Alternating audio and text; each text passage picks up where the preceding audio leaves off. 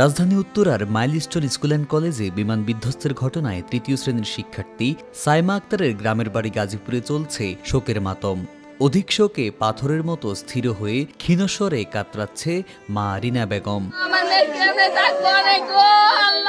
নিহত শিশু শিক্ষার্থী সাইমা আক্তার গাজীপুর সিটি কর্পোরেশনের প্রবর্থা গ্রামের শাহ আলমের মেয়ে।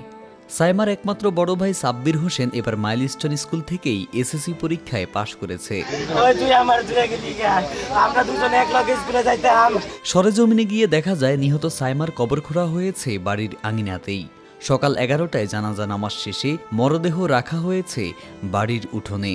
বড় ভাই সাব্বিরের বোন হারানোর আর্তনাদে ভারী হয়ে উঠেছে আশপাশের পরিবেশ। চুপচাপ দূর কবরস্থানের সামনে দাঁড়িয়ে রয়েছেন বাবা। আমার কলিগ ফোন করে বলল যে বিমান। নিহত সাইমার বাবা শাহ আলম বলেন, আমার বন্ধু ফোন করে জানায় স্কুলে বিমান বিধ্বস্ত হয়েছে। এরপর আমরা সারা রাত খোঁজাখুঁজি করেও পাইনি। রাত 8টার পর জানতে পারি সিএমএসে মরদেহ রয়েছে। গত রাতেও মেয়ে আমাকে জড়িয়ে ধরে ঘুমিয়েছিল। এরপর আর মায়ের সঙ্গে কথা হয়নি। আমার লাস্ট স্মৃতি, আমার মেয়ে আমার গালে চুমা দিতে রাত্রে। মেয়ে ডাক্তার হতে চেয়েছিল, ওর স্বপ্ন ছিল ডাক্তার হবে। জিজ্ঞেস করতাম, বলতাম তুমি কি করবা, কি হবা? বড় হয়ে ডাক্তার হবো। সাইমার মা রিনা বেগম বলেন, প্রতিদিন আমার মেয়েকে স্কুলে নিয়ে যেতাম। গতকাল আমার এক ভাই স্কুলে নিয়ে যায়।